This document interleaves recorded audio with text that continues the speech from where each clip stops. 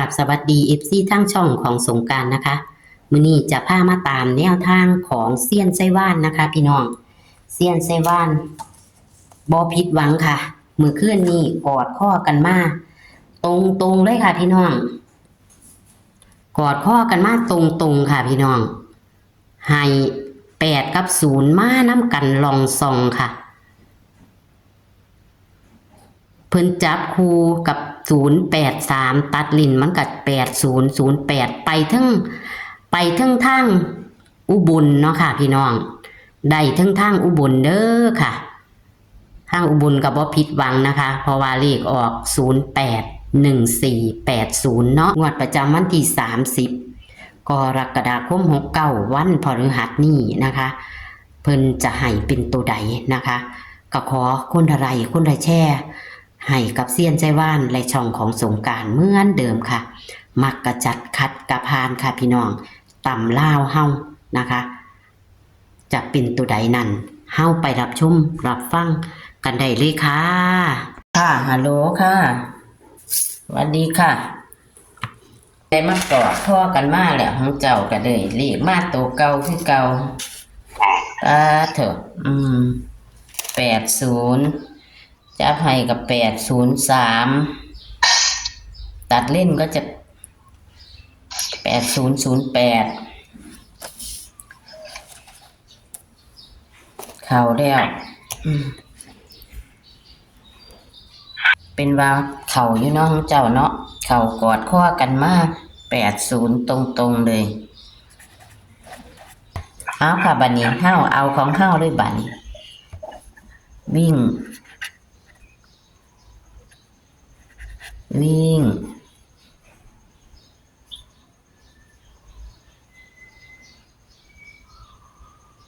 ฮัลโหลเอาเลยค่ะวิ่งอันนี้เอาวิ่งเอา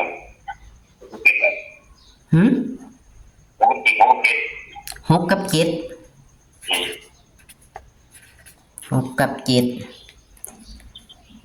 จับคู่6 7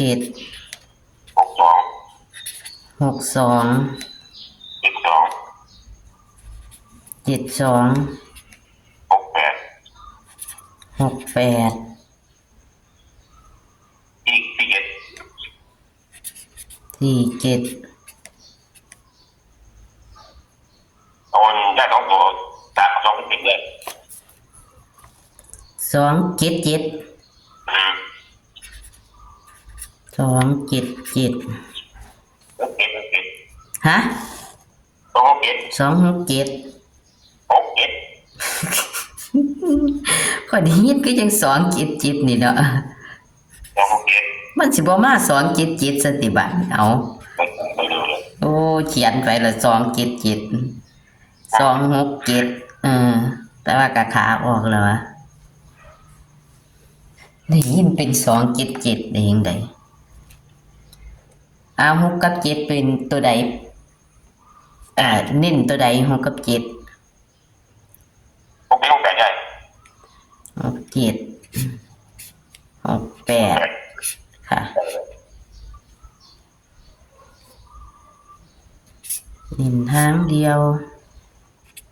โอ้เน้น2 หางนะลืมเลข2ตัวเน้น2 หางส่วนเลขวิ่งนี่ดิ6กับ7นี่ดิ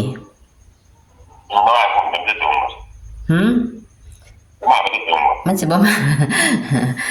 มันก็บ่แน่ล่ะจังสั่นล่ะของเจ้าก็ได้มาอยู่นั่น8กับ0มานำกันลองซองเป็น80เลขมาคักมาแหน่มาออก80ถึงทางพุ่นแม่นบ่นี่ถึงทางอุบลตัวนี้เนาะได้อุบลได้08ทางเฮาได้80คือเก่าบ่หนีตัวนี้แต่ว่าเซียนก็คำนวณออกมาก็ถือว่าสุดยอดอยู่ได้ตัวเก่าผู้ลางคนว่าได้ตัวเก่าบ่เอาดิ มันมาได้เนาะ80 มื้อนี้สิไปตัดหญ้าบ่ค่ะได้ฝ่าวโทรมานี่แม่นบ่ แต่เขาเนี่ย ตัดหญ้าตัดเข่าอ้าวก็จะทวนนะคะ เลขวิ่ง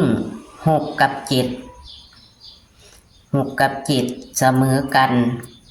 จับคู่6 7 6 2 7 2 6 8 4 7เน้นที่6 7แล้วก็6 8เลข3ตัว2 6 7เน้น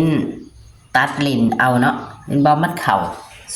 083ตัดลิ้นก็0880ก็ขอบคุณเซียนเด้อค่ะที่ให้แนวทางค่ะค่ะสวัสดีค่ะ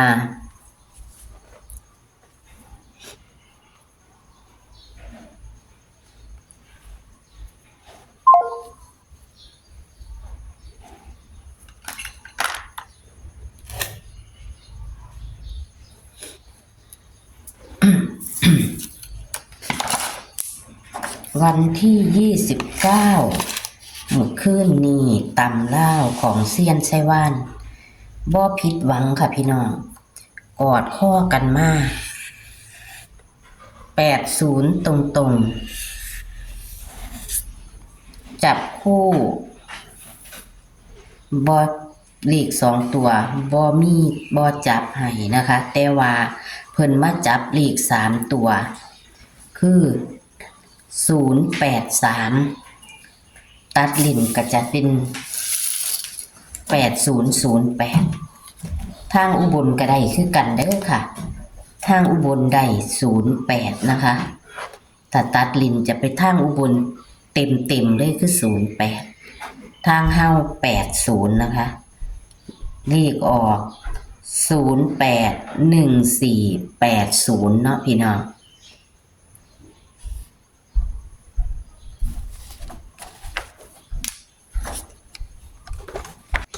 นี่ค่ะตำล่าวเซียนไซว่านเมื่อคืนนี้เลขวิ่งสายแลน8 กับ 0กอดข้อกันมากคักๆและจับคู่ให้083ตัดลิ้นก็จาก0880เด้อค่ะพี่น้องบ่ผิดหวังแล้วค่ะ30กรกฎาคม69วิ่ง6 กับ 7ค่ะ6 กับ 7นี่เพิ่นว่าสิบ่มาถึง2โตดติว่าซั่นถ้าเทียมันกอดข้อกันมาอีกนะพี่น้องเพิ่นจับคู่บ่หลหางค่ะมี6 7 6 2 7 2 6 8 4 7นะคะ4 7ตัวเน้นก็คือ6 7 6 8เน้น2หางนะคะเลข3ตัว2 6 7ถ้าที่แรกฟังคือจังหวะ2 7 7พี่น้องหรือว่ามันจะมาตัวนั้นพี่น้องแอดก็เลยได้ขาแล้วล่ะค่ะผู้ใดมักกระจัดเด้อค่ะนะคะ2 6 7แต่อย่าลืมค่ะตัดลิ้น2 7 2 6 6 7ค่ะอยู่ในนี้ตัดลิ้นเอาค่ะเลข3ตัวมีแค่หางเดียวเพราะว่ามันลืมเข้าแล้วเนาะค่ะนี่เพิ่นลืมเข้าแล้วค่ะพี่น้องกอดข้อกันมากคักเนี่ยตัวเก่าคือเก่าขอบคุณทุกการรับชมนะคะขอบคุณที่กดไลค์กดแชร์ให้ค่ะขอให้ถูกหวยร่ำรวยเงินทองให้ได้เงินมากองทองมากไหลมาเด้อค่ะพี่น้องในวันที่30กรกฎาคม69ตำล่าวนี้และอีกมือหนึ่งก็จะเป็นรัฐบาลไทยเฮาเนาะโชคมันค่ะสวัสดีค่ะ